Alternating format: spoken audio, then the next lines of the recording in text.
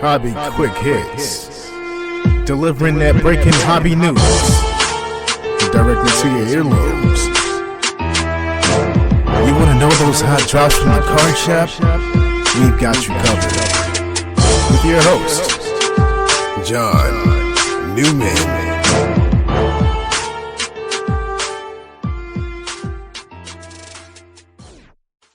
Hello everyone, welcome to episode 224 of Hobby Quick Hits. I'm John Newman, and today's episode will be a Q&A episode. And I almost was going to do our annual Major League Preview, baseball preview show, but I'm going to put that off to the next time on the 23rd, closer to the start of it really ramping up. And I had some questions that were kind of building up. I actually probably have enough questions to do 3 of these type episodes. So look for a couple more down the turnpike. So today will be some of your questions that folks ask me, whether it's via DM or email. As always, I answer them as soon as possible. And then I always ask if I can use it for content. Obviously on the podcast platform to do these episodes. So that's what this episode will be. So we'll get to that after we get to the news, although it's fairly quiet news cycle week, and the next 2 weeks of product releases. Also, keep your questions coming as always. We appreciate them. We like them. We love sharing knowledge, and again, we use it for content like this. So always important to get some new questions as much as possible. Okay, now a quick word from our great sponsor, followed by the new product release schedule. Then we'll go around the hobbyverse to tell you all the latest hobby happenings and news. Then we'll tackle today's topic of discussion. Hi, this is Pat Hughes, Cubs announcer, coming to you from the Sports Card Shop in beautiful New Buffalo, Michigan. The Gocher family has built an incredible place here for collectors to buy, sell, and trade cards and memorabilia. Be sure to stop by and let them show you around. TheSportsCardShop.com, connecting sports, athletes, the hobby, and collectors around the world. Hi. This is Alan Pinkett, and I'm here to tell you the Gocher family has done it again. They've just opened up the Sport Card Shop in downtown Valparaiso, Indiana, and it is awesome. If you're a collector, you need to check this place out. Tell them Alan sent you and get a free gift on your first visit. All right, let's go over the releases for the next couple of weeks, starting with March 11th. 2025, Bowman's Best Baseball.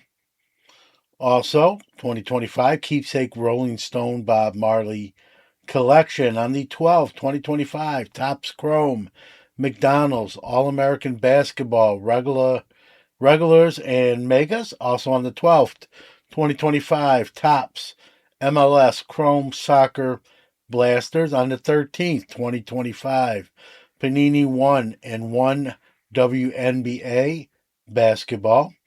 Also on the 13th, 2025, Topps Disneyland 70th anniversary hobby and blasters. Also on the 13th, 2025 or 26 Yu-Gi-Oh! Legendary Modern Decks.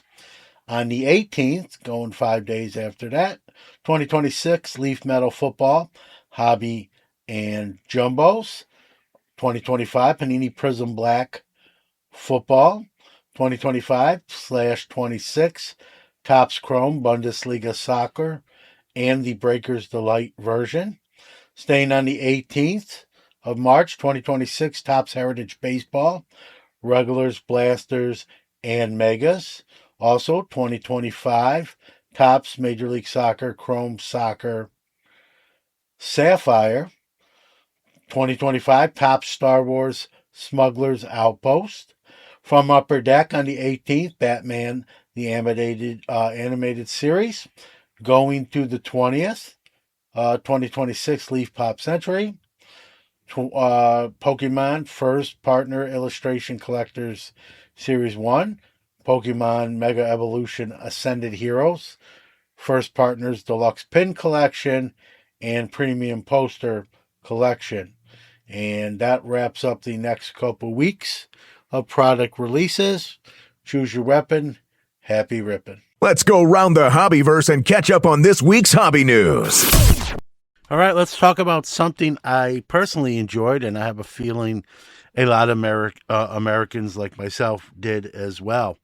The U.S. men's and women's hockey team winning gold in dramatic fashion in both gold medal games, against the Canadian national team. Jack Hughes, both ended in golden goals in overtime. Jack Hughes for the men, Megan Keller for the women. Both of those pucks are going to the Hockey Hall of Fame, ironically enough, obviously, in Toronto, Canada, along with a lot of other equipment and memorabilia from the Olympic hockey event, including from other teams not in the gold medal game. So some new displays and new items on display at the Hockey Hall of Fame in Toronto, Canada. Check that out. Now, I've been to Toronto, but I haven't been to the Hall of Fame. I gotta definitely get there at some point soon. So let's talk about the World Baseball Classic going on as we speak, and Foco is making WBC bobbleheads with limited print runs. Most players will be only 100 to 300 bobbleheads produced each. They will vary in price. They also have an 18-inch individually numbered series, only numbered to 26 at $900 a player. So pretty limited. Even the regular editions are not prevalent. So grab your favorite player while you can. I believe Ohtani is already sold out, and that's through Foco. Staying on the WBC front, Topps now is making team sets. The United States is $60. Again, will vary in price based on what country and what team. So like the US is 60, Japan is 50. You're guaranteed one parallel numbered card or one auto per set. They're obviously sealed until you open them. And on the Fanatic side, they're offering WBC autographed memorabilia. Let's go to some auction sales.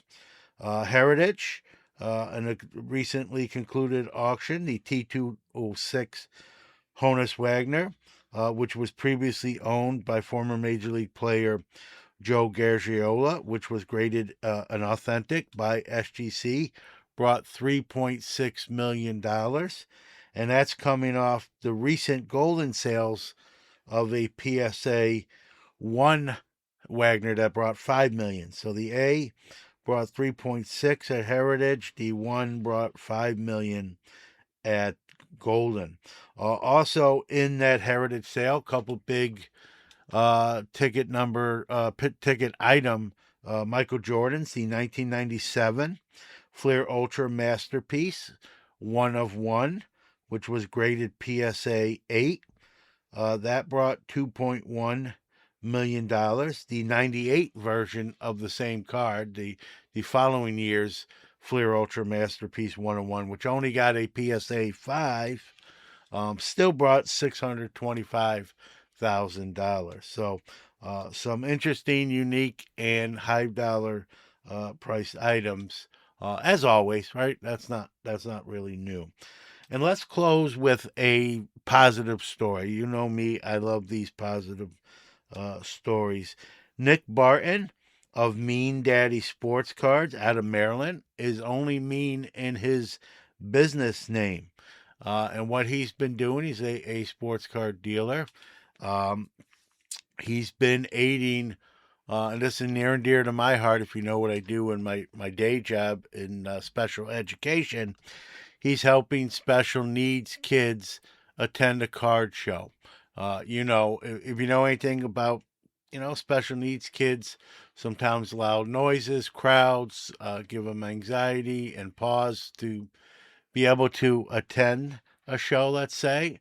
And he's been, paying for entrance, free tickets, going with them, kind of comforting them so they can enjoy the show, see what they want to see, maybe pick up some stuff. And I really, I read this on Sports Collectors Daily, and we don't talk about these positive, good stories enough. So I'm gonna try to reach out to Nick and get him on Sports Card Nation somewhere down the line. But I don't know if Nick's listening, but if you are, kudos to you, Nick, and kudos to everybody out there who are doing positive things in the hobby for folks, especially maybe less fortunate folks, even more special. So thanks to Nick, and thanks to those of you doing things along those lines.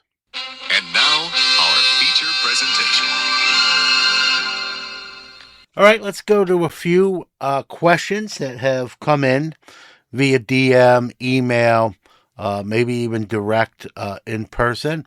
Obviously, I answer these. I don't make people wait till I put out a Q&A episode, but I also ask them, with their permission, can I use your first name and your question and use it for my Q&A segments that I do. So we have a few questions.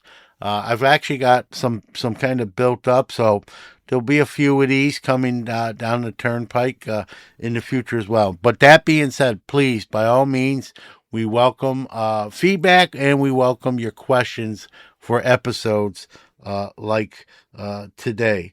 So our first question comes from Andy, who says, I heard your thoughts on shill bidding on Hobby Hotline and on your own programming. What are your thoughts on individuals like Probstein, who has been accused of doing that? Well, I don't know Rick Probstein personally. I haven't had him on the podcast. I'd be lying if I probably said that wasn't on purpose, because I would ask a lot of tough questions. And if he reached out to me and said, hey, man, I want to come on and you can ask anything you want, then I would definitely do it. So I don't know him personally. A lot of the stuff I read and have talked to other people in person who, are have their finger in the pulse of the hobby. They believe that he's involved in shill bidding. I can't say that with 100%. I don't think that's fair, but I also believe where there's a lot of smoke, there's got to be some sort of fire. I guess there's exceptions to the rule. I'm not going to rehash my thoughts on shill bidding. I've made them pretty transparent and evident. So if that's what's going on, that that is not something I condone.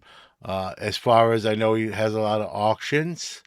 I don't believe I've ever purchased anything. I do buy quite a few cards online, so I don't want to say I've never, was a high bidder on a Probstein eBay auction, but I will say this, there's times where there is a card I'm interested in, and maybe I see he's the proprietor, and it doesn't get saved to my watch list. I'll just go that far. So hopefully that answers your question there. Question number 2 comes from Kenny. He says, John, I assume you've seen Ryan Hoge's statement from PSA about future plans for the entities that collectors just acquired. Do you believe him? Well, when you go out there, anyone can go out there and say one thing and then another happens, right? But he didn't have to go on the PSA podcast, which I'm assuming is widely listened to, right? And make those statements about future enhancements and improvements to SGC and Beckett. SGC maybe getting expanded buildings, and Beckett, better grading flips and different things that he said. So I'm gonna tend to lean towards that being the truth. A lot of people. Let's look at it this way. A lot of people thought SGC would be defunct by now. I watched and heard a lot of content where people buried SGC, and they're still around. I'm still bulk subbing for them. Now, could that still happen? Again, anything is possible, right? Especially more so maybe in the hobby. So, but I'm going to give them the benefit of the doubt, but I think at the end of the day, right, PSA is the number one grading company.